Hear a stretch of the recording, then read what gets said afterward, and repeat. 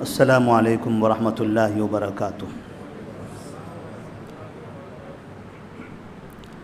بسم اللہ الرحمن الرحیم، الحمد للہ رب العالمین، والصلاة والسلام علی رسولہ الامین وعلی آلہ وصحبہ اجمعین ومن تبعہم بإحسان الی یوم الدین، اما بعد فاعوذ باللہ من الشیطان الرجیم، بسم اللہ الرحمن الرحیم۔ یا ایہا الذین آمنوا لا يسخر قوم من قوم عسى ان يكونوا خيرا منهم ولا نساء من نساء عسى ان يكن خيرا منهن ولا تلمزوا انفسكم ولا تنابزوا بالالقاب بئس الاثم الفسوق بعد الايمان ومن لم يتب فاولئك هم الظالمون۔ آج کا یہ درس شروع کرنے سے پہلے میں ہمارے دائیں طرف اور بائیں طرف جو حضرات بیٹھے ہوئے ہیں ان سے درخواست کروں گا کہ تھوڑا سامنے آ جائیں۔ اگر سامنے آ کر بیٹھ جائیں تو بہتر ہوگا۔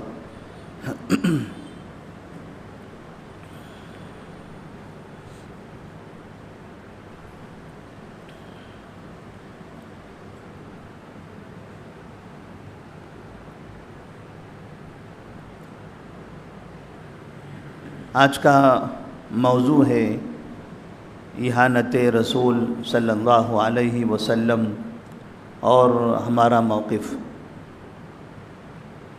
اس موضوع میں داخل ہونے سے پہلے اگر مسلمانوں کے حالات، مسلمانوں کے اخلاق، مسلمانوں کا عالم، اس پر ہم نظر دوڑائیں تو ہمیں ایسا محسوس ہوتا ہے کہ اہانت، توہین، ذلت، رسوائی یہ مسلمانوں کے عادات و اخلاق میں داخل ہو چکے ہیں۔ آپس میں ایک دوسرے کو ذلیل کرنا، رسوا کرنا، ایک دوسرے کی تحقیر کرنا، اور بعض مرتبہ مسجد کے اندر، بعض مرتبہ بازاروں میں، اسٹیج پر، کانفرنسوں میں، جلسوں میں مسلمان یہ طریقہ بہت زیادہ استعمال کرتے ہوئے نظر آتے ہیں۔ بہت سے جلسوں کے اندر باقاعدہ علماء اور دعات بھی دیگر مسلک کے لوگوں سے خطاب کرتے ہوئے انہیں بھی ذلیل کرتے ہیں، انہیں بھی رسوا کرتے ہیں، ان کے علماء کا نام لے کر ان کی توہین کرتے ہیں۔ تو اللہ تبارک و تعالیٰ نے فرمایا، یا ایھا الذین آمنوا لا يسخر قوم من قوم عسى ان يكونوا خيرا منهم ولا نساء من نساء عسى ان يكن خيرا منهن۔ کوئی بھی کسی کا مذاق نہ اڑائے۔ مذاق اڑانا، ذلیل کرنا، رسوا کرنا کوئی بھی پسند نہیں کرتا۔ میں نہیں چاہتا ہوں کہ کوئی میرا مذاق اڑائے، میں نہیں چاہتا ہوں کہ کوئی مجھے رسوا کرے۔ میں اگر صحیح راستے پر ہوں تو بھی میں رسوائی برداشت نہیں کرنا چاہتا۔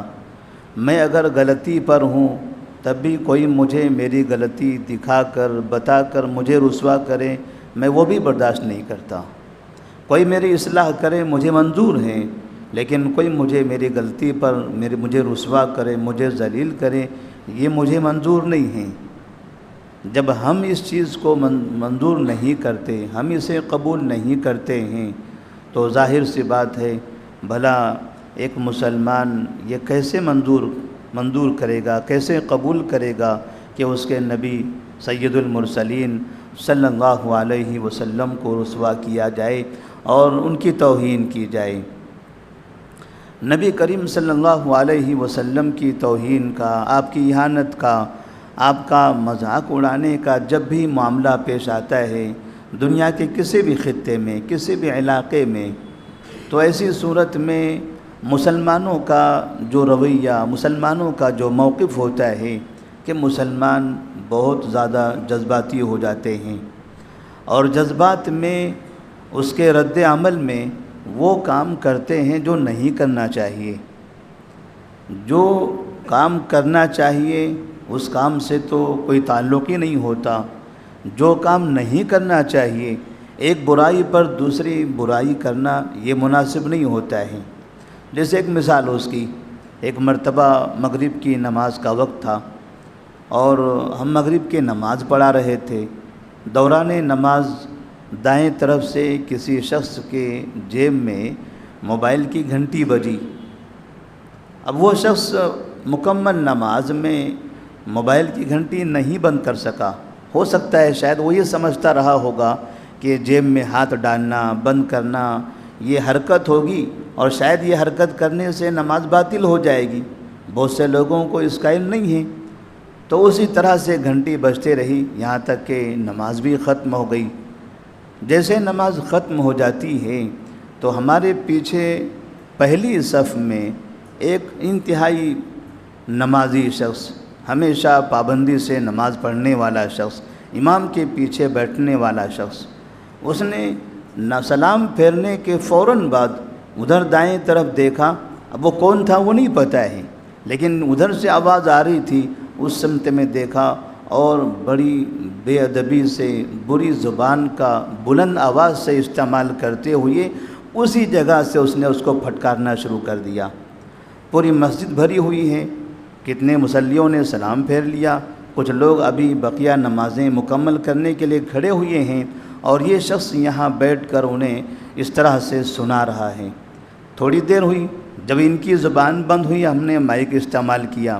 ہم نے کہا کہ نماز ہم پڑھا رہے تھے، وہ شخص کے موبائل سے گھنٹی بج رہی تھی، موبائل کی گھنٹی مجھے نماز میں خلل پیدا کرنا چاہیے تھا، میری قرأت میں خلل ہونا چاہیے تھا، میں تو اپنا پڑھاتا رہا۔ جتنا اس کی گھنٹی نے نقصان نہیں پہنچایا، اس سے کہیں زیادہ آپ کی زبان نے نقصان پہنچایا ہے، اس سے کہیں زیادہ آپ کی زبان نے نقصان پہنچایا۔ اس شخص سے غلطی تو ہوئی، ہم بار بار مساجد میں ذمہ داران الحمدللہ ہدایت کرتے رہتے ہیں کہ موبائل سوئچ کر دیں، موبائل سائلنٹ کر دیں، پھر بھی انسان ہے، کبھی غلطی ہو جاتی ہے۔ مطلب یہ ہے کہ اگر ایک غلطی کہیں سے ہو رہی ہے تو اس کے جواب میں دوسری غلطی کرنا یہ عقل مندی نہیں ہے۔ آپ کسی کو نصیحت کرنا چاہتے ہیں، کسی کی اصلاح کرنا چاہتے ہیں تو اللہ تبارک و تعالیٰ قرآن مجید میں فرماتے ہیں ادعو الی سبیل ربک بالحکمت والموعظۃ الحسنۃ وجادلہم باللتی ہی احسن۔ دعوت کا پہلو، اصلاح کا پہلو، نصیحت کرنے کا پہلو یہ قرآن مجید میں بہت ہی پیارے انداز میں سکھایا گیا ہے۔ اس پیارے انداز کو، اس پیارے طریقے کو ہم بھلا رہے ہیں۔ ہم دعوت تو دے رہے ہیں، تبلیغ بھی ہم کر رہے ہیں، نصیحت بھی ہم کرتے چلے جا رہے ہیں، لیکن جو طریقہ ہمارا ہے وہ طریقے میں ہمارے خرابی ہیں۔ ہمارے اس طریقے میں خرابی آ رہی ہے کہ ہماری زبان میں مٹھاس نہیں ہے، ہماری زبان میں مٹھاس نہیں ہے۔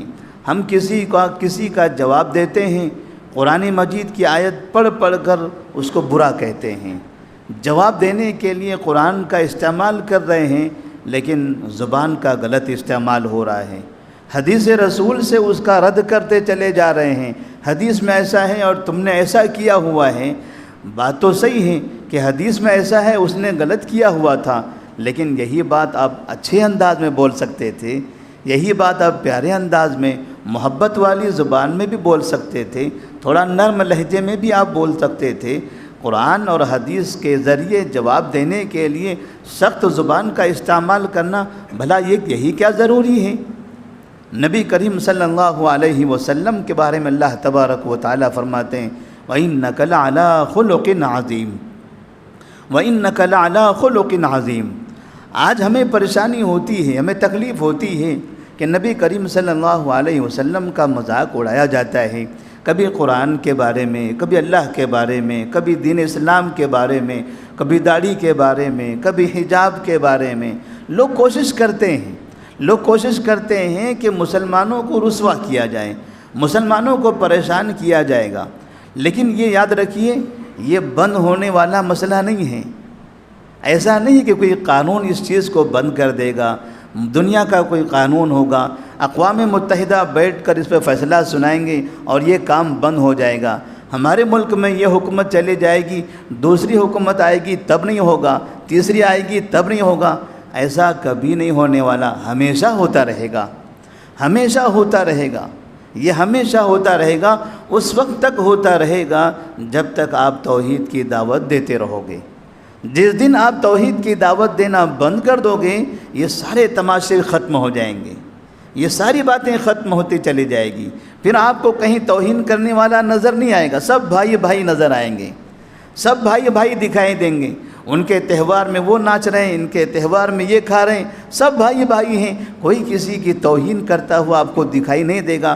بڑے احترام سے، بڑی عزت سے، وہ کون ہے؟ ہمارا بھائی ہے، یہ کون ہے؟ ہمارا بھائی ہے، وہ کون ہے؟ ہمارا بھائی ہے، ہم ان سب کے بھائی ہیں، ہم ان سب کے بھائی ہیں۔ وہ کیا کرتے ہیں؟ ہمارے تہوار میں آتے ہیں، وہ پیتے ہیں، کھاتے ہیں، ناچتے ہیں، ہم ان کے تہوار میں جاتے ہیں، ہم بھی کھاتے پیتے ناچتے ہیں، دونوں چلتے ہیں، دونوں میں محبت ہے، پیار ہے، اتحاد ہے، اتفاق ہے۔ لہٰذا ایسی جگہ پر کبھی بھی نہ اسلام کی توہین ہوگی، نہ قرآن کی توہین کی جائے گی، نہ آپ کے اسلامی شعائر اور اسلامی تعلیمات کی توہین کی جائے گی۔ جب آپ صحیح اسلام کی دعوت دو گے، توحید کی دعوت دینا شروع کر دو گے، تبھی جا کر ایسے مسائل ہونے لگیں گے۔ نبی کریم صلی اللہ علیہ وسلم، ہمیں معلوم ہے کہ آپ صلی اللہ علیہ وسلم کو نبوت سے پہلے لوگ صادق اور امین کہا کرتے تھے، انتہائی سچا امانت دار انسان مانتے تھے، یہاں تک کہ اپنے اختلافی مسائل میں نبی کو فیصل مانتے تھے۔ کعبے کی تعمیر کے وقت میں جب یہی کفار مکہ الگ الگ قبائل آپس میں لڑ پڑے، جیسا کہ مورخین نے لکھا ہے قریب تھا کہ ان کی تلواریں نکل جاتی تھیں، وہ ایک دوسرے کا خون بہانے لگتے تھے، ایسے وقت میں نبی کریم صلی اللہ علیہ وسلم کو انہوں نے فیصل مانا، اور آپ صلی اللہ علیہ وسلم کے فیصلے کو ان سب نے قبول کر لیا، ان سب نے قبول کر لیا۔ جو آپس میں بڑے بڑے سرداروں کی بات سننا نہیں چاہتے تھے، وہ سارے کے سارے سردار نبی کریم صلی اللہ علیہ وسلم کے حکم پر خاموش ہو گئے۔ یہی نبی، یہی سید المرسلین صلی اللہ علیہ وسلم، جو پہلے محمد بن عبداللہ تھے، بعد میں محمد الرسول اللہ بنے، صفا پہاڑی پر کھڑے ہوتے ہیں اور لوگوں سے کہتے ہیں ارائیتکم لو اخبرتکم ان خیلا بالوادی ترید ان تغیر علیکم اکنتم مصدقیہ۔ اگر میں تم سے یہ کہوں، سنو لوگو، اگر میں تم سے یہ کہوں کہ اس وادی میں، اس پہاڑ کے پیچھے سے ایک لشکر تم پر حملہ کرنے کے لیے آ رہا ہے، کیا تم میری بات مان لو گے؟ کیا تم میری بات مان لو گے؟ لوگوں نے کہا ما جربنا علیک کذبا، ہم نے آپ کو کبھی جھوٹ بولتے دیکھا ہی نہیں ہے۔ بھلا یہ نبی نے کیوں سوال کیا تھا؟ کوئی لشکر پیچھے سے آئے حملہ کرنے کے لیے، یہ تو حملے ہوتے ہی رہتے تھے، پھر یہاں نبی کو یہ حملے کی مثال دینے کی کیا ضرورت تھی؟ اس لیے کہ سامنے جو افراد موجود تھے، جو قوم موجود تھی، وہ سب کے سب یہ جانتے تھے کہ ہمارا یہ شہر ایسا شہر ہے جس پر کبھی کوئی قوم حملہ نہیں کر سکتی، جس پر کبھی کوئی قوم حملہ نہیں کر سکتی ہے۔ ایک نے حملہ کرنے کی کوشش کیا، الم تر کیف فعل ربک باصحاب الفیل الم یجعل کیدہم فی تضلیل وارسل علیہم طیرا ابابیل ترمیہم بحجارۃ من سجیل فجعلہم کعصف ماکول۔ حملہ کرنے کی کوشش کیا، اللہ نے پرندے بھیج دیے، پرندوں نے پتھروں سے ایسے مارا ہے کہ سارے کے سارے برباد ہو گئے۔ اس قوم کو یقین تھا، پتہ تھا کہ ہمارے شہر میں تو کوئی حملہ نہیں کر سکتا، جس نے کوشش کیا وہ تباہ ہو گیا۔ ایسی ناممکن بات تھی، جب نبی کی زبان سے وہ سنتے ہیں کہ اگر نبی کہتے ہیں اگر میں کہوں تو کیا تم مان لو گے؟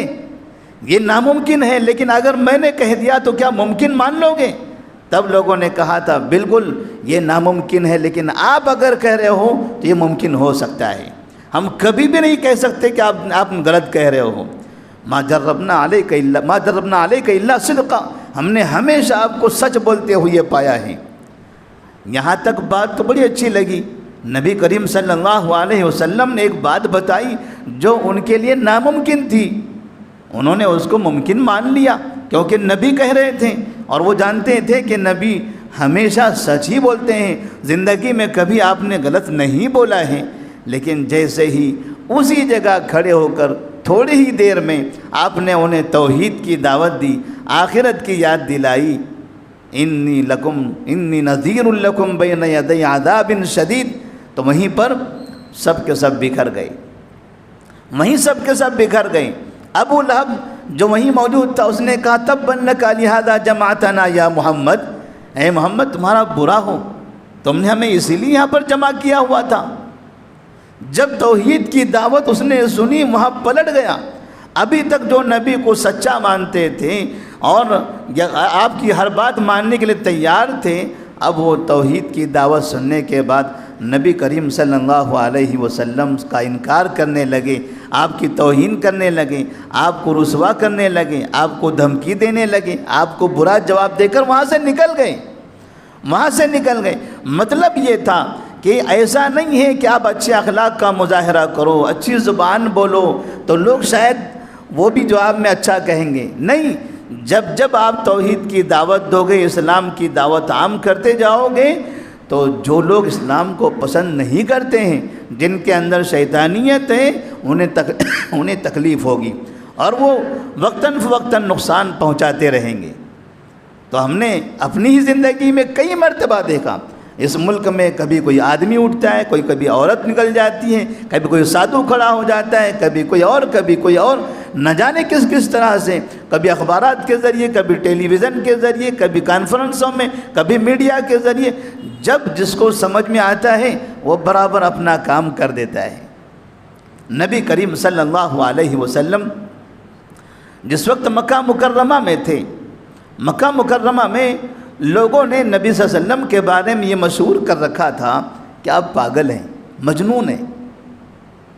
نبی موجود ہے اسی شہر کے اندر، اسی شہر کے آپ کے پڑوسی آپ کے بارے میں کہتے تھے آپ مجنون ہیں۔ ضماد ازدی رضی اللہ تعالی عنہ جو مکہ آئے ہوئے تھے، عمرہ کرنا چاہتے تھے، مکہ میں آنے کے بعد لوگوں نے ان سے محمد بن عبداللہ صلی اللہ علیہ وسلم کے بارے میں بتایا کہ ہمارے شہر میں ایک شخص ہیں، وہ مجنون ہیں، پاگل ہیں۔ ضماد ازدی رضی اللہ تعالی عنہ وہ شاعر بھی تھے اور ساتھ میں علاج بھی کیا کرتے تھے، تو انہوں نے سوچا یہ انسان مجنون ہے تو چلو میں تو علاج جانتا ہوں، پاگل پنی کا علاج کرنا مجھے آتا ہے۔ نبی کو تلاش کرنے لگے اور تلاش کرتے ہوئے سیدھے آپ کے دربار میں حاضر ہوتے ہیں اور کہتے ہیں اے محمد لو شئت داویتک، اگر آپ چاہو تو میں آپ کا علاج کر دوں، آپ چاہو تو میں آپ کا علاج کروں، کیونکہ میں نے سنا ہے کہ آپ کے اندر جنون ہے، پاگل پنی ہے۔ ایک شخص نبی کے سامنے آ کر نبی کے منہ پر ایسی بات کرتا ہے۔ نبی کریم صلی اللہ علیہ وسلم کہتے ہیں ٹھیک ہے بیٹھیے، میں آپ سے کچھ بات کرنا چاہتا ہوں۔ اس نے کہا بتائیے کیا بات ہے؟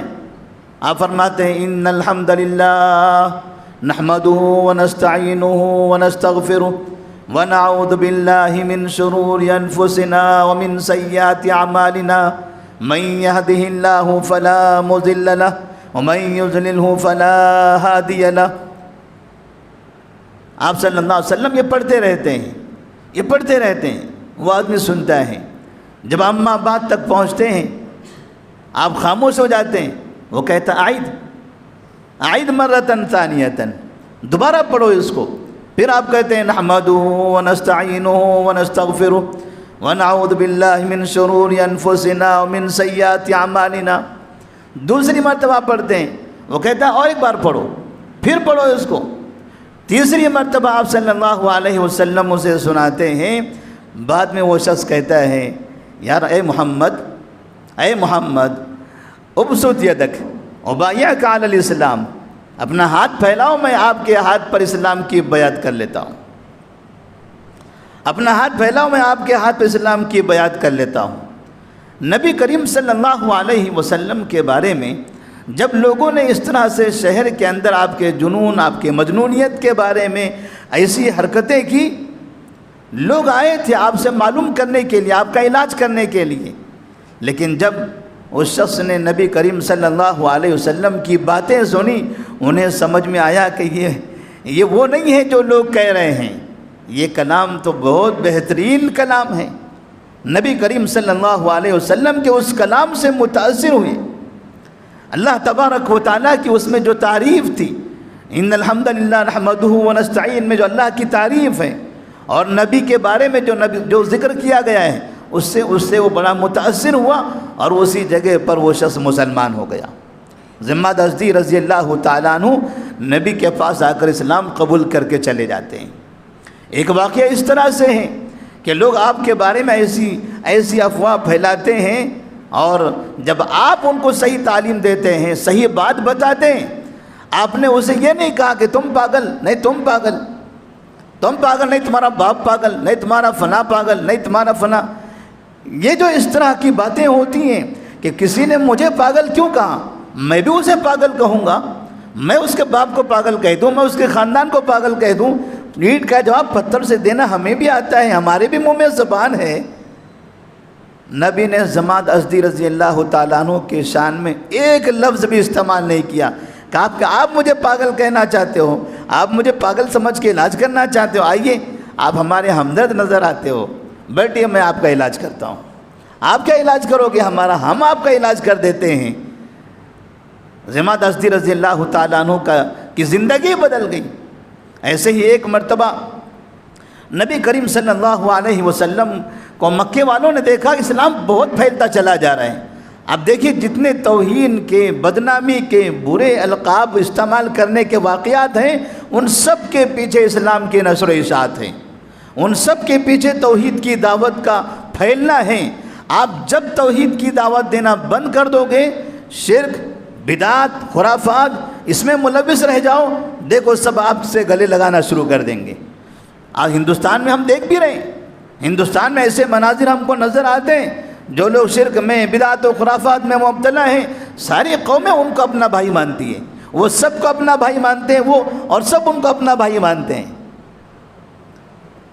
اہل مکہ نے جب دیکھا کہ مکہ کے باہر سے لوگ آتے ہیں، یہاں آ کر اسلام قبول کر کے چلے جاتے ہیں، مکہ کے باشندے روزانہ ایک دن آڑ اور اس طرح سے وقتاً فوقتاً لوگ اسلام میں داخل ہوتے چلے جا رہے ہیں، تو پھر ایک ایسا موقع آیا کہ کفار مکہ جمع ہوتے ہیں اور آپس میں مشورہ کرتے ہیں کہ ابھی حج کا موسم آنے والا ہے، اور حج میں دنیا کے الگ الگ علاقوں سے لوگ مکہ مکرمہ میں آتے ہیں، یہاں آ کر حج کرتے ہیں۔ زمانے جاہلیت میں کفار بھی حج کرنے کے لیے آیا کرتے تھے، وہاں آ کے بتوں کی پوجا کرتے چلے جاتے، تو اس طرح سے وہ آنے والے تھے۔ انہیں یہ ڈر ہوا کہ باہر کے لوگ آئیں گے اور یہاں اگر انہوں نے نبی سے ملاقات کر لی، نبی کی باتیں سن لی، تو ہو سکتا ہے یہ اسلام جو ابھی مکہ میں پھیل رہا ہے یہ دنیا کے الگ الگ خطوں میں پھیل جائے گا، یہیں بیٹھے بیٹھے یہ سب جگہ اسلام پھیلا دیں گے۔ تو ایسا کریں، کوئی ایسا طریقہ اپنائیں کہ مکہ کے اندر تو پھیل گیا، مکہ سے باہر اسلام نہ پھیلنے پائے۔ کیا کرنا چاہیے اس کے لیے؟ مکہ کے بڑے بڑے سردار جمع ہوتے ہیں، نبی کی دعوت کو، توحید کی دعوت کو روکنے کے لیے بڑے بڑے سردار جمع ہوتے ہیں۔ لوگ کہتے ہیں کہ یہ حکومت ساتھ میں ہے، فلاں کی حکومت اس کے ساتھ ہے، یہ حکومت ان کے ساتھ ہے، یہاں یہ حکمران ہے مکمل کے مکمل۔ کفر ہوتا ہے، چاہے کفر کرنے والا کرسی کے اوپر ہو یا کرسی کے نیچے ہو، سب برابر ہیں۔ توحید کی دعوت کے خلاف، اسلام کی دعوت کے خلاف سب آپس میں بھائی رہیں گے۔ مکہ کے بڑے بڑے سردار جمع ہوئے، ان لوگوں نے آپس میں مشورہ کیا کیا کرنا چاہیے، کوئی بات سمجھ میں نہیں آ رہی تھی۔ سب مل کر ولید بن مغیرہ کے پاس پہنچے۔ ولید بن مغیرہ اس زمانے کے ایک بزرگ انسان، تجربے کار انسان، بڑے سردار تھے، بڑے محترم مانے جاتے تھے۔ سب کے سب ان کے پاس جاتے ہیں اور ولید بن مغیرہ کو سارے حالات بیان کرتے ہیں۔ یہ ڈر ہے کہ یہ محمد کا دین ساری دنیا کے اندر پھیل جائے، یمن سے لوگ آئیں گے، ملک شام سے آئیں گے، ملک عراق سے آئیں گے، فارس سے آئیں گے، حبشہ سے آئیں گے، ہندوستان سے آئیں گے، پورے علاقوں سے آنے والے ہیں۔ اگر یہاں وہ آئیں اور یہاں محمد نے سب کو اپنا دین دے دیا، اپنی باتیں بتا دی، ساری دنیا کے اندر یہ دین پھیلنے لگے گا۔ ہمارے باپ دادا کے خلاف، ہمارے باپ دادا کی جہاں توہین ہوتی ہے، جہاں ہمارے بتوں کی مخالفت کی جاتی ہے۔ ولید بن مغیرہ نے کہا کیا کرنا چاہیے؟ لوگوں نے کہا ہم تو آپ کے پاس آئے تھے کہ آپ کوئی مسئلہ بتا دیں۔ ولید بن مغیرہ کہتے ہیں کہ پہلے آپ لوگ اپنی رائے پیش کرو، بعد میں اپنی بات بتاتا ہوں۔ مکہ کے سرداروں نے ایک ایک کر کے اپنی رائے دینا شروع کر دی۔ کہا ایسا کرتے ہیں کہ تمام کے تمام مکہ کے افراد ایک بات پر متفق ہو جاتے ہیں کہ محمد کے بارے میں ہم ایک بات سب کو بتا دیں اور ہر کوئی ان کے بارے میں وہی بات کہنے لگ جائیں۔ جب سب مل کر ایک ہی بات کہنے لگیں گے تو ایسی صورت میں لوگوں کو یقین ہو جائے گا۔ کہا کیا کہنا چاہیے؟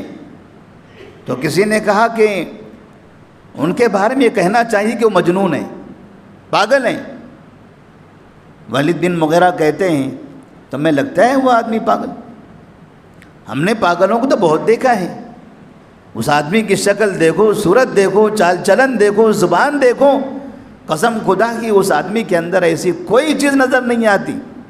اگر آپ لوگوں سے کہو گے کہ محمد بن عبداللہ پاگل ہیں، لوگ کہیں گے آپ پاگل ہو، لوگ آپ کو پاگل کہنے لگیں گے۔ اتنا اچھا خاصا انسان آپ مجھے پاگل کہنا چاہتے ہو؟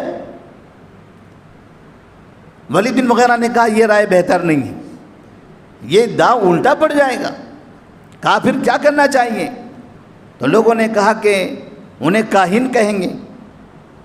ولید بن مغیرہ کہتے ہیں میں نے کاہنوں کو بہت دیکھا ہے، کاہنوں کو دیکھا، ان کی زبانوں کو پڑھا ہے، سنا ہے، لیکن ان کے اندر کہانت نہیں ہے، ایسی کوئی چیز ان کے اندر نہیں ہے، کہانت والی بات اسے قریب میں بھی نہیں ہے۔ کہا پھر کیا کرنا چاہیے؟ کسی نے کہا شاعر کہنا چاہیے۔ کہا وہ شاعر نہیں ہو سکتا، کیونکہ ہم شعر شاعری جانتے ہیں، شعراء کو بھی ہم نے سنا ہے، اور ان کے کلام میں ایسا کوئی شعر والی بات نہیں ہے۔ پھر لوگ کہتے ہیں کہ جادوگر کہنا چاہیے۔ ولید بن مغیرہ کہتے ہیں کہ اس کی زبان میں اتنی مٹھاس ہے، اتنی اچھی زبان، اتنی پیاری زبان، اتنے اچھے کلمات، بھلا جادوگروں کی زبان دیکھیں، جادوگروں کی زبان گندی ہوتی ہے، برے الفاظ استعمال کرتے ہیں، اور جادوگروں کی شکل و صورت بھی خراب ہو جاتی ہے۔ ولید بن مغیرہ نے مکہ کے تمام سرداروں کی تمام باتیں رد کر دی۔ سرداروں نے کہا کہ پھر اب جو ہمارے ذہنوں میں تھا ہم نے بتا دیا، اب کیا کرنا چاہیے آپ ہی بتائیے۔ انہو فکر وقدر فقتل کیف قدر ثم نظر ثم عبس وبصر ثم ادبر واستکبر فقال ان هذا الا قول البشر سأصلیہ سقر وما ادراک ما سقر۔ ولید بن مغیرہ آخر میں سوچتے ہوئے کہتا ہے کوئی بھی بات اس آدمی پر فٹ نہیں آتی، ایک کام ہم کر سکتے ہیں، کچھ تو کرنا ہے، کچھ تو کرنا ہے، کوشش کریں گے، ان کے دین کو روکنا ہے، دعوت کو روکنا ہے، چاہے غلطی کیوں نہ ہو، محنت تو کرنا ہے۔ کہا کیا کریں گے؟ کہا لوگوں سے کہیں گے کہ یہ جادوگر ہے، اس لیے کہ جس شخص کو یہ اپنی دعوت پیش کرتے ہیں وہ ان کے والد کا مخالف ہو جاتا ہے یا والد اس کے خلاف ہو جاتے ہیں۔ ایک بھائی اگر اسلام قبول کر لے دوسرا بھائی اس کا مخالف ہو جاتا ہے، غلام اگر اسلام قبول کر لے مالک اس کے خلاف ہو جاتا ہے۔ جادوگری میں لوگوں کے درمیان درار پیدا کی جاتی ہے، اختلاف قائم کیا جاتا ہے، اور ان کی دعوت کی وجہ سے ایسا ہی ہو رہا ہے۔ لہذا ایسا کرتے ہیں کہ سب مل کر ان کو جادوگر کہیں گے۔ حج کا موسم آیا، مکہ کے تمام لوگوں کو تمام باشندوں کو بتا دیا گیا کہ سب نے ایک آواز میں ہر جگہ جہاں کہیں کس سے ملنا ہے یہی کہنا ہے کہ محمد بن عبداللہ جادوگر ہیں، محمد بن عبداللہ جادوگر ہیں۔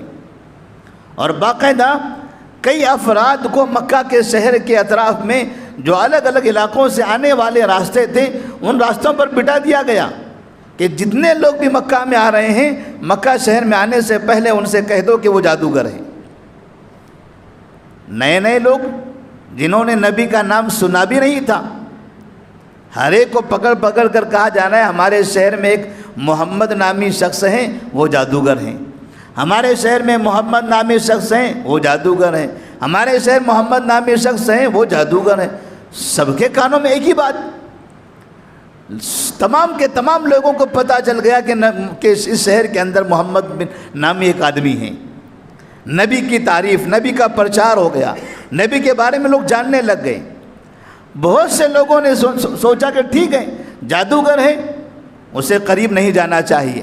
لیکن کچھ لوگوں نے سوچا ایسا کیسا جادوگر ہوگا وہ، میں بھی جادوگر ہوں، میرے پاس بھی وہ صلاحیت ہے، میں تو سردار ہوں، میں نے کئی جادوگروں کو دیکھا ہے، بھلا کوئی جادوگر ہم پر جادو کر دے، اتنے سستے ہیں، اتنے کمزور ہیں ہم، یہ کیسے ہو سکتا ہے کہ ہم پر جادو کر دیں. تو بہت سے لوگ نبی کو دیکھنا چاہتے تھے، مکہ میں داخل ہوئے. آخر وہ کون شخص ہے جن کے بارے میں مکہ والے کہہ رہے ہیں کہ محمد نامی فلاں اور فلاں شخص ہے؟ انہی لوگوں میں طفیل بن عمرو دوسی رضی اللہ تعالیٰ عنہ بھی تھے. یمن سے مشہور سردار، بڑا شاہانہ استقبال کیا گیا ان کا. مکہ مکرمہ میں داخل ہوتے ہیں، کفار مکہ ان سے کہتے ہیں ہمارے شہر میں محمد نام ایک شخص ہے، وہ جادوگر ہے، ہم نہیں چاہتے کہ آپ پر ان کا جادو چلے. طفیل بن عمرو دوسی رضی اللہ تعالیٰ عنہ اپنے کانوں میں روئی بھر لیتے ہیں کہ میں تو محمد کو جانتا نہیں ہوں، پتہ نہیں کہیں سے اطراف میں ادھر ادھر چلتے پھرتے اچانک اس کی باتیں میرے کان میں پڑ جائے تو کہیں مجھ پر جادو نہ ہو جائے، کہیں مجھ پر جادو نہ، غفلت سے ان کی باتیں کان میں پڑ جائے تو جادو نہ ہو جائے. کانوں میں روئی بھر کر کعبے کا وہ طواف کرنے لگے. طواف کرتے کرتے انہوں نے دیکھا ایک آدمی کھڑا ہے، نماز پڑھ رہا ہے اور کچھ گنگنا رہا ہے. کانوں میں روئی بھرنے کے بعد بھی باہر کی آوازیں ہلکی سی آتی ہیں، گنگنانے کی آواز آنے لگی.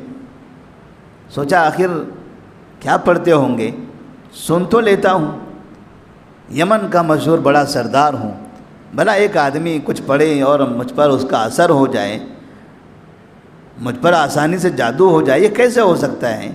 میں بھی عقل مند ہوں، میں بھی اپنی قوم کا سردار ہوں، بڑا ہوں، میرے پاس بھی اتنی عقل ہے، کوئی مجھ پر جادو نہیں کر سکتا. آہستہ سے انہوں نے اپنے کانوں سے روئی نکالی، نبی کریم صلی اللہ علیہ وسلم کو سننے لگے. آپ صلی اللہ علیہ وسلم نے اپنی قرأت ختم کی، اپنے گھر کی طرف جانے لگے. طفیل بن عمرو دوسی رضی اللہ تعالیٰ عنہ نبی کے پیچھے پیچھے لوگوں کی نظروں سے چھپ کر آپ کے پیچھے پیچھے گھر کی طرف چل دیے. گھر کے پاس پہنچ کر نبی سے کہتے ہیں اے محمد میں آپ سے کچھ سننا چاہتا ہوں. نبی کریم صلی اللہ علیہ وسلم نے ان کو بلایا، قرآن مجید کی آیتیں پڑھی، وہ سننے لگے، آنکھوں سے آنسو گرنے لگے. آپ صلی اللہ علیہ وسلم سے کہتے ہیں ہاتھ بڑھائیے، ہم آپ کے ہاتھ پر اسلام کی بیعت کرنا چاہتے ہیں. لوگوں نے نبی کو جادوگر کے نام سے بدنام کیا. ہر شخص یہی بولتا رہا. لوگ یہ سمجھتے ہیں کہ جھوٹ بولو، زیادہ لوگ مل کر بولو، ہر جگہ سے بولو، شاید کامیابی ملے گی. جیسے ہم دیکھتے ہیں ادھر چینل کھولو وہاں الگ بولا جاتا ہے، ادھر چینل کھولو وہاں بھی ویسے ہی ہے، جدھر دیکھو ادھر اسلام کے خلاف بولتے چلے جا رہے ہیں. انہیں لگتا ہے کہ ہم سب مل کر ایک جیسی خبریں ہندوستان میں پھیلاتے چلے جائیں گے تو شاید ہمیں کامیابی ملے گی. لیکن الحمدللہ آج تک کی بھی یہ رپورٹ موجود ہے تو ہندوستان کے اندر کہ ابھی بھی اس حکومت کے آنے کے بعد بھی، اس سرکار کی موجودگی میں بھی، اتنی سختیوں کے باوجود بھی، اتنی توہین والے کلمات کے باوجود بھی اسلام قبول کرنے والوں کی تعداد بڑھتے ہی چلی جا رہی ہے. جب تک کہ ہم اس طرح سے توحید کی دعوت دیتے جائیں گے، لوگ مخالفت کرتے چلے جائیں گے اور وہ تشہیر کرتے چلے جائیں گے، ایسی تشہیر کریں گے کہ نہ جاننے والا نہ سننے والا خود جاننے کی کوشش کرنا چاہے گا، سننا چاہے گا کہ آخر وہ کون ہے، وہ کلام کیا ہے، وہ کتاب کون سی ہے، وہ کتاب کون سی تعلیم دیتی ہے. ورلڈ ٹریڈ سینٹر کے حملے کے بعد سے کہتے ہیں کہ یورپ میں اسلام تیزی سے پھیلنے لگا تھا. وجہ کیا تھی اس کی؟ لوگوں نے یہ کہا تھا کہ قرآن مجید دہشت گردی کی تعلیم دیتا ہے. بڑے بڑے لوگوں نے اس طرح کی زبانیں کھولی تھی. تب یورپ کے انگریزوں نے باقاعدہ قرآن پڑھنا شروع کیا، یہ سمجھ کر کہ شاید قرآن کے اندر ایسی چیزیں ہم پائیں گے تو مسلمانوں کو پکڑیں گے، ان کو بچائیں گے. وہ بتاتے کیا، وہ پڑھتے چلے گئے، پتہ چلا انہی کی زندگی تبدیل ہو گئی. ایک بہت مشہور کتاب ہے المعجم المفہرس لالفاظ الحدیث النبوی، تقریباً 6-7 جلدوں میں ہیں، ایک جگہ رکھے تو اتنی جگہ وہ کھا جاتی ہے، اتنی بڑی کتاب۔ اس کتاب کے لکھنے والے، یہ کتاب ایسے زمانے میں جب کہ انٹرنیٹ نہیں ہوا کرتا تھا، جب کوئی چیز آپ کو سرچ کرنا ہو، کوئی حدیث تلاش کرنا ہو، کوئی حوالہ دیکھنا ہو، تو باقاعدہ لائبریریاں تلاش کرنی پڑتی تھی، کتابوں کے پنے پلٹنے پڑتے تھے۔ آج تو انٹرنیٹ کے ذریعے آسانی ہو چکی ہیں، لیکن پہلے یہ آسانی نہیں تھی۔ پہلے باقاعدہ لائبریری میں جا کے گھنٹے گھنٹے بیٹھ کر ایک ایک کتاب کھول کر وہ حدیث تلاش کرتے تھے، پھر حوالے ملتے تھے۔ اس زمانے میں وہ کتاب لکھی گئی تھی، اور وہ ایسی کتاب تھی جس کو لکھنے والے غیر مسلم تھے، لکھنے والے مسلمان نہیں تھے، اور وہ کتاب اتنی زیادہ فائدہ مند کہ دنیا کی، ہندوستان کی نہیں، پوری دنیا کی جتنی بھی اسلامک لائبریریاں ہیں، کوئی ایسی اسلامک لائبریری نہیں تھی کہ جس میں وہ کتاب نہ ہو۔ بڑی بڑی لائبریریاں، جو چھوٹی لائبریریاں ان کو کیا پتہ تحقیق کیا ہوتی ہے، جہاں سرچ کیا جاتا ہے، تحقیق کی جاتی ہے، حوالے معلوم کی جاتے ہیں، بڑے بڑے علماء کام کرتے ہیں، کوئی ایسی لائبریری نہیں جہاں پر وہ کتاب رکھی ہوئی نہ ہو، اور آج بھی موجود ہے۔ میرے اپنے پاس بھی یہ کتاب موجود ہے، المعجم المفہرس لالفاظ الحدیث النبوی۔ اس کے لکھنے والوں کی جو ٹیم ہے، اس ٹیم کا جو سردار تھا، اس کا نام تھا وین سنگھ نے اپنی عمارت میں، اپنی ریاست میں، اپنی نگرانی میں کئی لوگوں کے ساتھ مل کر وہ کتاب بنائی۔ ایسی کتاب کہ تمام کے تمام بڑے علماء اس کتاب کے محتاج ہو گئے۔ لوگ مثلا علماء کو لگا کہ یہ تو ہمارے لیے بہت زیادہ آسانی پیدا کر گیا۔ کیوں لکھا انہوں نے کتاب؟ صحیح بخاری کے حوالے، مسلم کے حوالے، ابو داؤد کے حوالے، ترمذی کے حوالے، نسائی کے حوالے، ابن ماجہ کے حوالے۔ آپ کسی بھی حدیث کا ایک ٹکڑا لے لو اور آپ کو یہ معلوم کرنا ہے کہ یہ ٹکڑا بخاری میں کہاں پر ہے، مسلم میں کہاں ہے، ترمذی میں کہاں ہے، ابن ماجہ میں کہاں ہے، حدیث نمبر کون سا ہے، صفحہ نمبر کون سا ہے۔ آپ جائیے اس کتاب میں وہ ٹکڑا دیکھ لیجئے، آپ کو تمام کتابوں کے حوالے اسی کتاب میں مل جائیں گے۔ ساری کتابوں کے حوالے یہاں مل جائیں گے کہ بخاری کے فلاں جلد میں ہیں، آپ بخاری کھولو برابر وہ جگہ ملے گی۔ آپ ابو داؤد کے اندر فلاں حدیث نمبر یہ ہے، وہاں آپ کو یہ حدیث ملے گی، آپ جا کر تلاش کیجئے، آپ کو وہ حدیث مل جائے گی۔ ایسی کتاب لکھی۔ مقصد کیا تھا ان کا لکھنے کا؟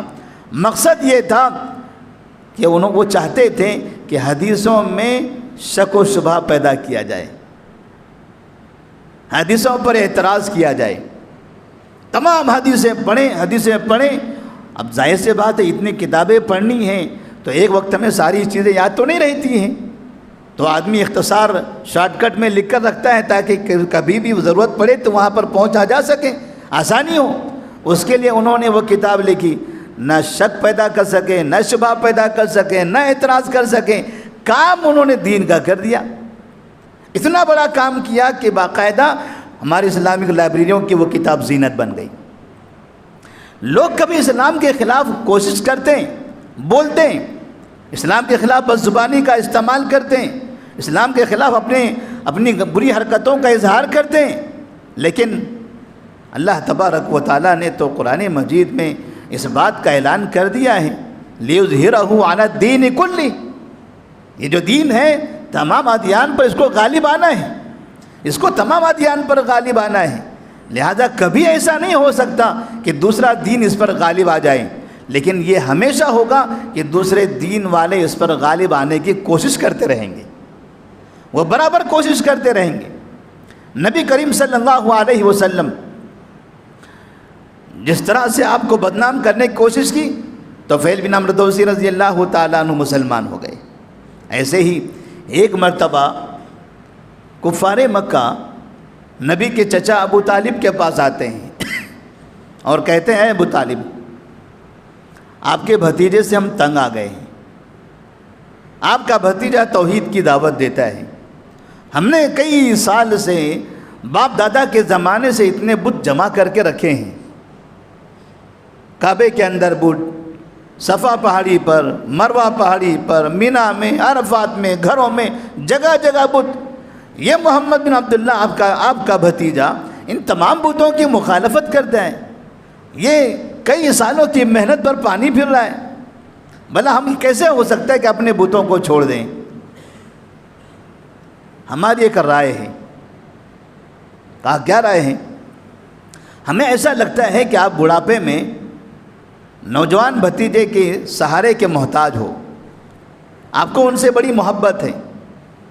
ہم نے ایک بچہ لایا ہوا ہے، عمارہ بن ولید، یہ خوبصورت بھی ہے، نوجوان بھی ہے، ذہین بھی ہے، اچھا فرما بردار بنے گا، آپ اسے رکھ لیجئے، آپ اسے رکھ لیجئے، یہ آپ کے بڑھاپے کا سہارا بنے گا، اور آپ کا بھتیجا ہمیں دے دیجئے۔ ابو طالب نے پوچھا کیا کرو گے؟ وہ کہنے لگے کہ ہم اسے قتل کر دیں گے۔ ابو طالب ناراض ہو گئے، اچنبھے میں آ کر ان سے کہتے ہیں یہ کیسی حرکت ہے؟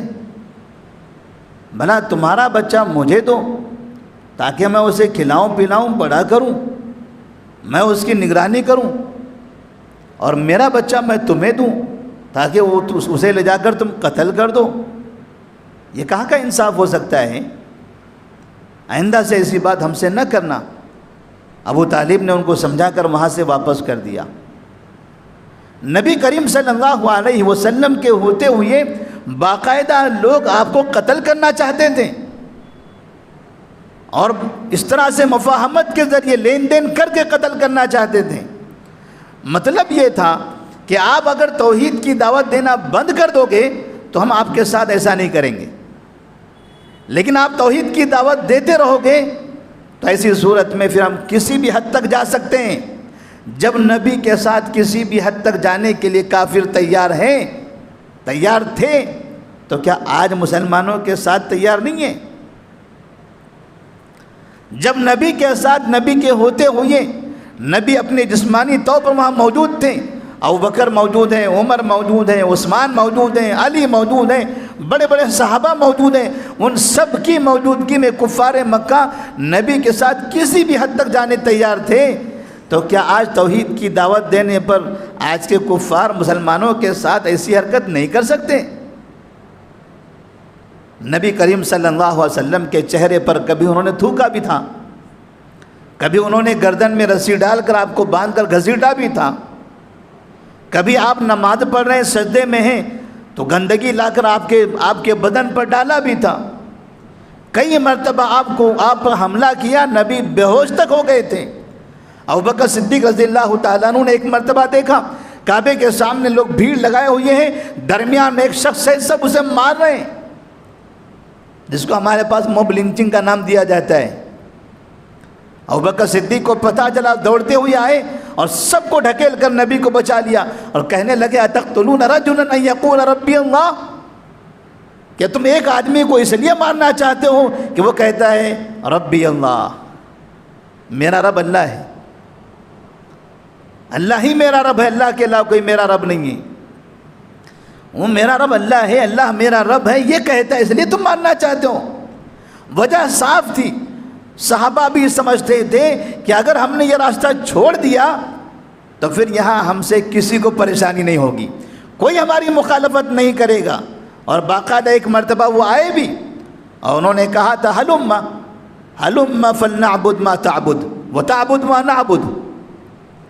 کفار مکہ آتے ہیں، نبی سے درخواست کرتے ہیں محمد ایک کام کرتے ہیں، اختلافات بہت ہو گئے، مسائل بڑھتے چلے جا رہے ہیں شہر کے اندر، 1 سال تک ہم سب مل کر آپ کے معبود کی عبادت کریں گے، 1 سال تک ہم سب مل کر، سارے کے سارے مکہ والے مل کر اللہ تبارک و تعالیٰ کی عبادت کریں گے۔ یہاں تک تو بات صحیح تھی۔ اگلے سال آپ ہمارے معبودوں کی عبادت کرو گے، اگلے سال آپ ہمارے معبودوں کی عبادت کرو گے، یعنی 1 سال اللہ کی عبادت اور 1 سال ہمارے معبودوں کی عبادت۔ اس طرح سے بھائی چارہ قائم رہے گا، محبت رہے گی، تم ہمارے خداؤں کو مانو، ہم تمہارے خدا کو مانتے ہیں، مل جل کر رہو، مکہ میں کوئی انتشار نہیں، کوئی فتنہ پھیلائے۔ لوگوں کو لگتا ہے بات تو بڑی اچھی تھی، یہ مار پیٹ، یہ اختلافات، یہ خون، یہ اس طرح کے حملے، یہ اتنی پریشانیاں، یہ الزامات، یہ سب سے تو یہ بہتر تھا۔ آج کتنے ایسے مسلمان ہیں جو باقاعدہ کافروں کے ساتھ اسی طرح سے بھائی چارہ قائم کرنا چاہتے ہیں کہ آپ ہمارے ساتھ، ہم آپ کے ساتھ، آپ ہمارے معبودوں کی بات کرو، ہم آپ کے معبودوں کی، آپ ہمارے درگاہوں پر آؤ، ہم آپ کے مندروں میں آئیں گے۔ اللہ تبارک و تعالیٰ نے قرآن مجید میں آیت نازل فرما دی، قل یا ایھا الکافرون لا اعبد ما تعبدون ولا انتم عابدون ما اعبد ولا انا عابد ما عبدتم ولا انتم عابدون ما اعبد لکم دینکم ولی دین۔ یہ کبھی نہیں ہو سکتا کہ نبی ان بتوں کی عبادت کریں۔ نبی ہے، سید المرسلین ہیں، خاتم النبیین ہیں، یہ کیسے ہو سکتا ہے کہ باقاعدہ اپنی سہولت کے لیے، اپنی جان کی حفاظت کے لیے، اپنے عیش و آرام کے لیے اللہ کو چھوڑ کر کسی اور معبود کی عبادت کرنے لگ جائیں؟ یہ ناممکن ہے۔ اور ایسا بھی نہیں ہو سکتا کہ ایک سال جب تم ہمارے معبود کی، اللہ کی عبادت کرو گے، تم حقیقت میں اس کے عابد بن جاؤ، کیونکہ عبادت تو ظاہری کرو گے، دل تمہارے اسی میں رہیں گے، دل تو تمہارے بتوں میں ہی رہیں گے، کیونکہ جو اللہ کی عبادت کرتا ہے حقیقت میں وہ کبھی بتوں کی عبادت نہیں کر سکتا۔ آپ ایک سال اگر اللہ کی عبادت کر رہے ہو، پھر آئندہ سال اپنے معبودوں کی عبادت کرنا چاہتے ہو، اس کا مطلب یہ ہے کہ اللہ کے وفادار نہیں ہو، اللہ کی عبادت، اللہ کی محبت آپ کے دل میں داخل نہیں ہوئی۔ اگر ہو جائے تو ایک سال نہیں، ساری زندگی کے لیے آپ تیار ہو جاؤ۔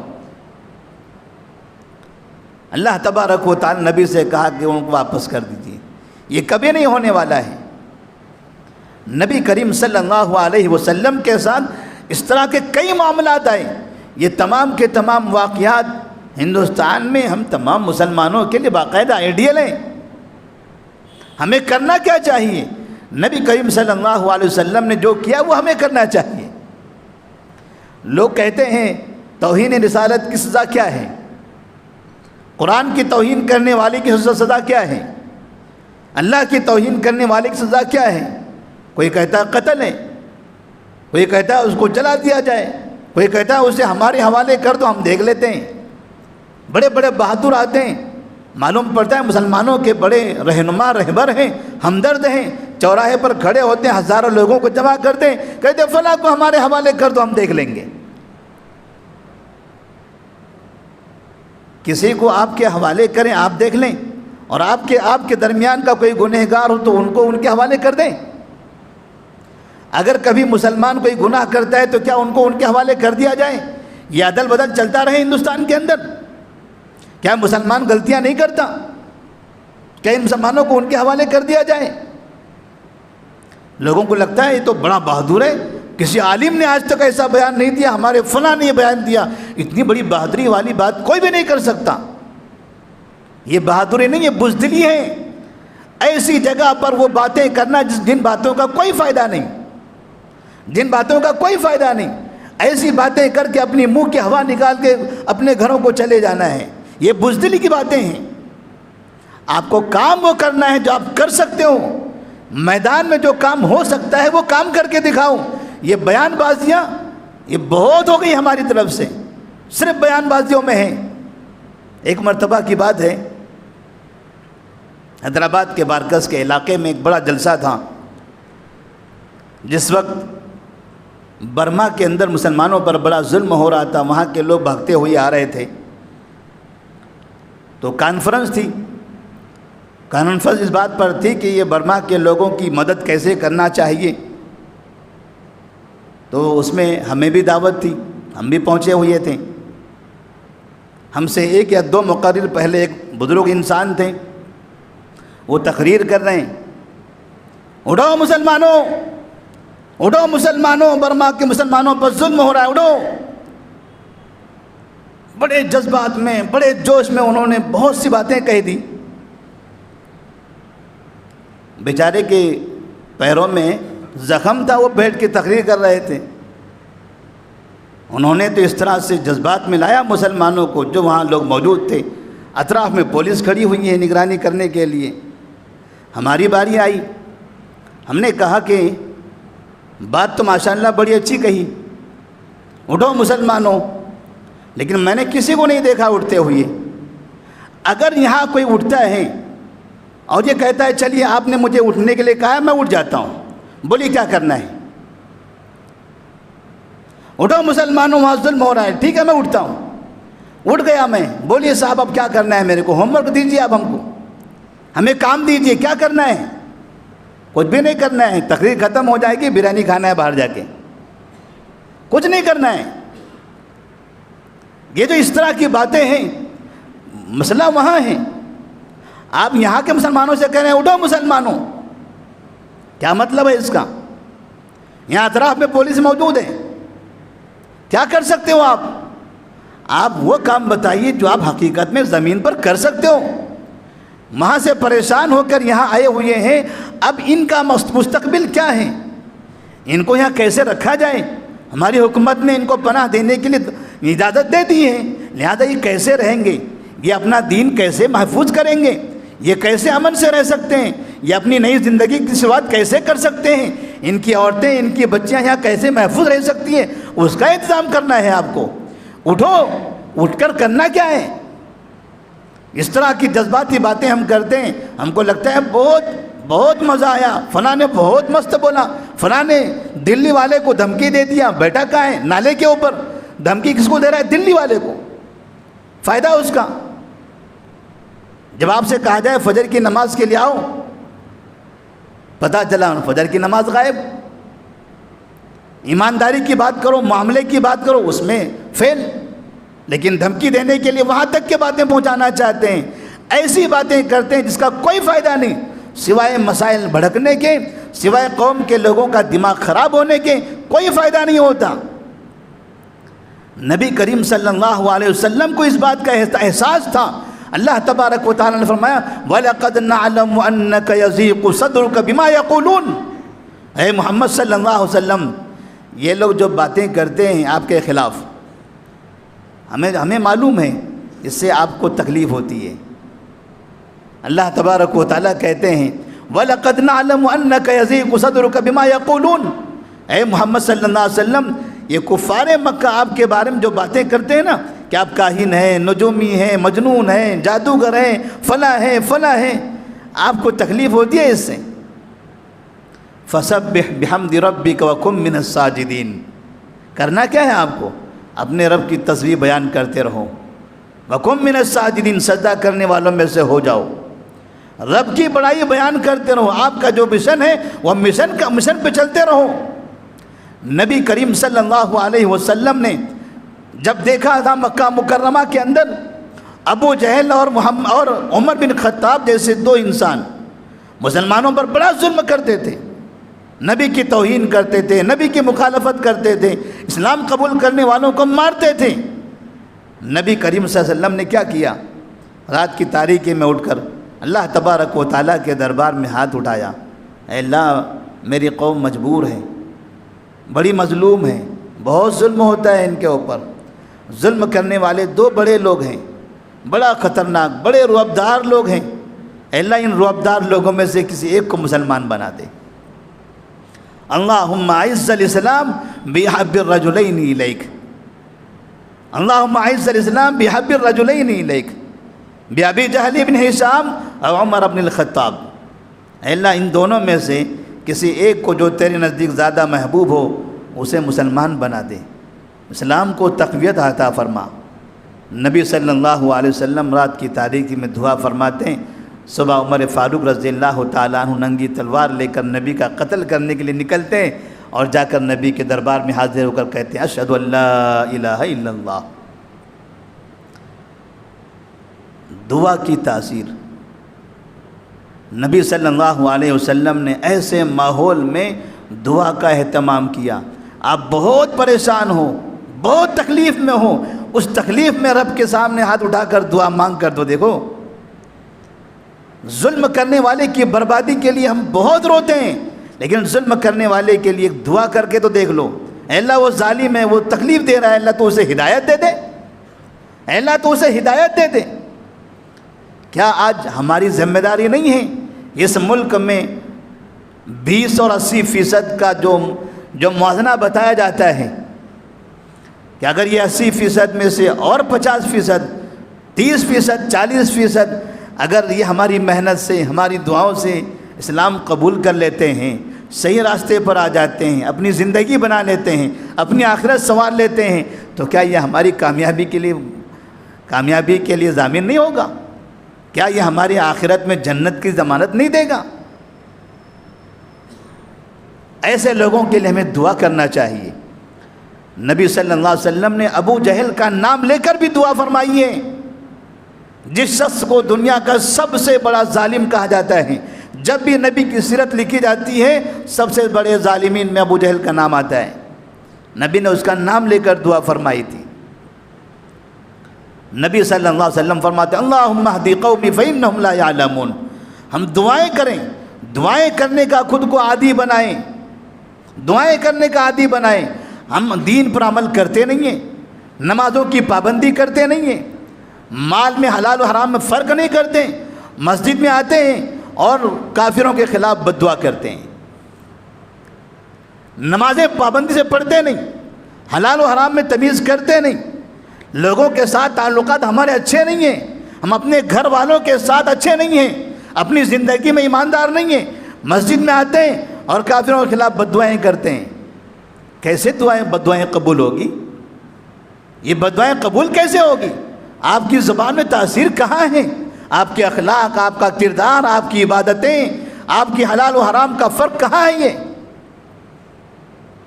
آپ دعائیں کیجیے، دعائیں کیجیے، کسی کے لیے ہمدردی کا مظاہرہ کیجیے۔ اگر یہی افراد جو ہمیں خطرناک دکھائی دیتے ہیں اگر ایک ایک کر کے اسلام قبول کرنے لگ جائیں، دیکھیں ہندوستان کی تاریخ بدل جائے گی۔ اور یہ کام ہمیں کرنا ہے، یہ توحید پرستوں کو، توحید کی دعوت دینے والوں کی ذمہ داری ہے۔ یہ توحید کی دعوت دینے والے ہی کر سکتے ہیں، اس لیے کہ توحید کی دعوت دینے والوں کے دلوں میں ہمدردی ہوتی ہے۔ وہ چاہتا ہے، وہ شرک ہوتا ہوا برداشت نہیں کرتا، وہ رب کی مخالفت برداشت نہیں کرتا، وہ چاہتا ہے کہ سارے لوگ اللہ تبارک و تعالیٰ کی عبادت کرنے لگ جائیں، کیونکہ اللہ ہی سب کا خالق اور مالک ہے۔ اسی طرح سے ہماری ذمہ داری یہ بھی بنتی ہے کہ ہم ان کے لیے نہیں تو کم سے کم ان کی نسلوں کے لیے دعا کریں، ان کی نسلوں کے لیے دعا کریں۔ نبی کریم صلی اللہ علیہ وسلم کی مثال دیکھیے، جن کی توہین ہو رہی تھی، وہ جن کا مذاق اڑایا جا رہا تھا، انہوں نے کیا کیا تھا؟ جن کو رسوا کیا جا رہا تھا، جنہیں مارا جا رہا تھا، انہوں نے کون سا کردار نبھایا وہ دیکھیے۔ آپ صلی اللہ علیہ وسلم اپنی قوم کے لیے دعائیں کرتے ہیں۔ جب طائف سے واپس آئے، پہاڑ کا فرشتہ آتا ہے اور کہتا ہے اے محمد، یا محمد ان شئت